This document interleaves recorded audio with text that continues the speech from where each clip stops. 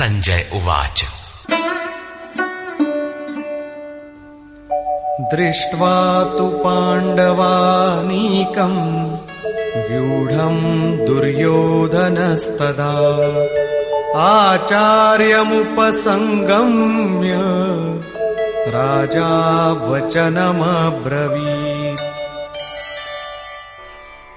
उस समय राजा दुर्योधन ने व्यूह रचना युक्त पांडवों की सेना को देखकर द्रोणाचार्य के पास जाकर ये वचन कहा। द्वैत के आचरण ही द्रोणाचार्य हैं। जब जानकारी हो जाती है कि हम परमात्मा से अलग हो गए हैं, वहां उसकी प्राप्ति के लिए तड़प पैदा हो जाती है। तभी हम गुरु की तलाश में निकलते हैं। दोनों प्रवृत्तियों के बीच यही प्राथमिक गुरु है।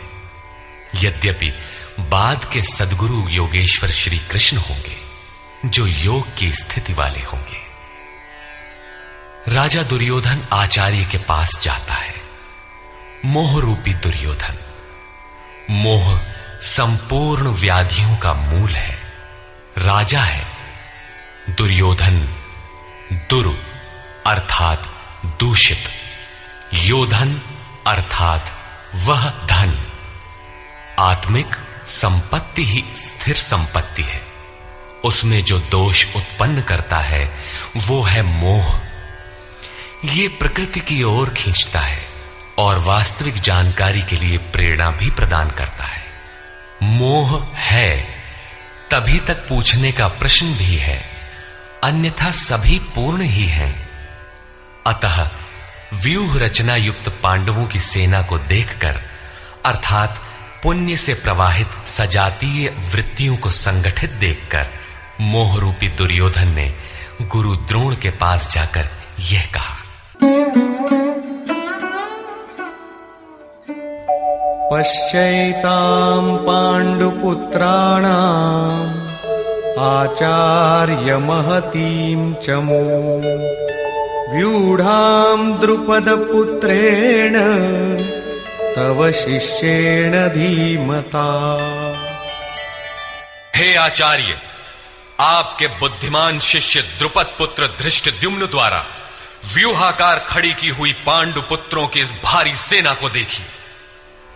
शाश्वत अचल पद में आस्था रखने वाला दृढ़ मन ही धृष्टद्युम्न है। यही पुण्यमयी प्रवृत्तियों का नायक है। साधन कठिन न मन कर टेका। साधन कठिन नहीं, मन की दृढ़ता कठिन होनी चाहिए। अब देखें सेना का विस्तार। अत्र शूरा महेश्वासा भीमार्जुन समायुधि युयुधानो विराटश्च द्रुपदश्च महारथः। इस सेना में महेश्वासा, महान ईश में वास दिलाने वाले भाव रूपी भीम, अनुराग रूपी अर्जुन के समान बहुत से शूरवीर, जैसे सात्विकता रूपी सात्यकी, विराट सर्वत्र ईश्वरी प्रवाह की धारणा, महारथी राजा द्रुपद अर्थात अचल स्थिति, तथा धृष्टकेतुश्चेकितानः काशीराजश्च वीर्यवान् पुरुजित् कुन्तिभोजश्च शैब्यश्च नरपुंगवः। धृष्टकेतुः दृढ़ कर्तव्य, चेकितानः जहां भी जाए वहां से चित्त को खींचकर इष्ट में स्थिर करना, काशीराजः काया रूपी काशी में ही वो साम्राज्य है, पुरुजित स्थूल सूक्ष्म और कारण शरीरों पर विजय दिलाने वाला पुरुजित, कुंती भोजः कर्तव्य से भव पर विजय, नरों में श्रेष्ठ शैव्य अर्थात सत्य व्यवहार। युधामन्युश्च विक्रान्तः उत्तमौजाश्च वीर्यवान् सौभद्रो द्रौपदेयाश्च सर्व एव महारथाः। और पराक्रमी युधामन्यु, युद्ध के अनुरूप मन की धारणा, उत्तमौजाः, शुभ की मस्ती, सुभद्रा पुत्र अभिमन्यु। जब शुभ आधार आ जाता है तो मन भय से रहित हो जाता है। ऐसा शुभ आधार से उत्पन्न अभय मन, ध्यान रूपी द्रौपदी के पांचों पुत्र वात्सल्य, लावण्य, सौम्यता, स्थिरता, सहृदयता, सब के सब महारथी हैं। साधन पथ पर संपूर्ण योग्यता के साथ चलने की क्षमताएं हैं। इस प्रकार दुर्योधन ने पांडव पक्ष के 15-20 नाम गिनाए, जो दैवी संपद के महत्वपूर्ण अंग हैं। विजातीय प्रवृत्ति का राजा होते हुए भी मोह ही सजातीय प्रवृत्तियों को समझने के लिए बाध्य करता है। दुर्योधन अपना पक्ष संक्षेप में कहता है, यदि कोई बाह्य युद्ध होता तो अपनी फौज बढ़ा चढ़ा कर गिनाता, विकार कम गिनाए गए, क्योंकि उन पर विजय पाना है, वे नाशवान हैं।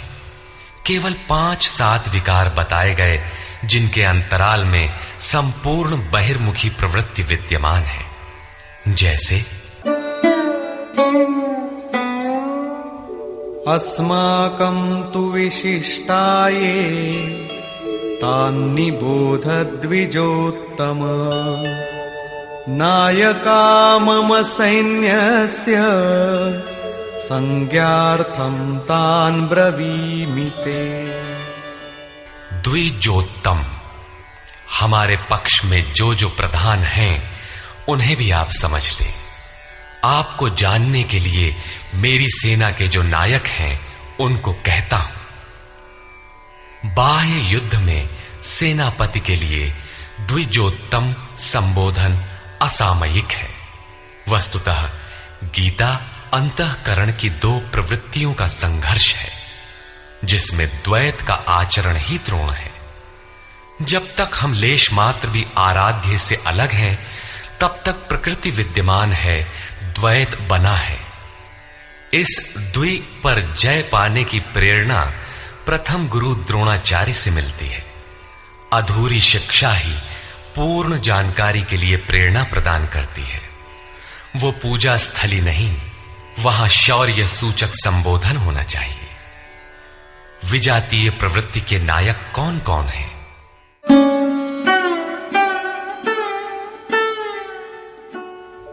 भवान् भीष्मश्च कर्णश्च कृपश्च समितिञ्जयः अश्वत्थामा विकर्णश्च सौमदत्तिस्तथैव च।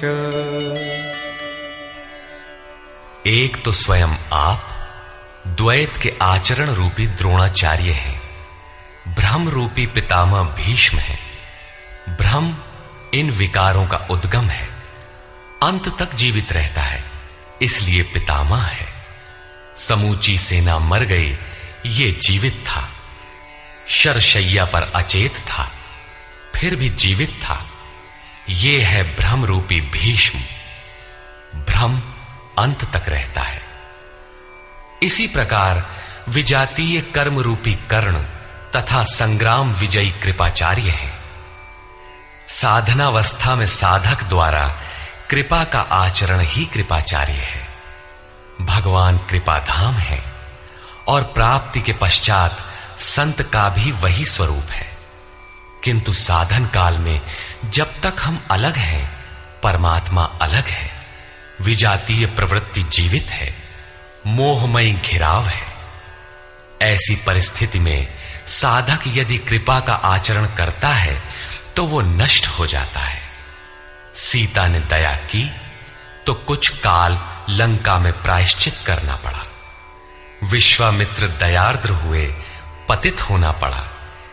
योग सूत्रकार महर्षि पतंजलि भी यही कहते हैं, ते समाधा वुपसर्गा व्युत्थाने सिद्धयः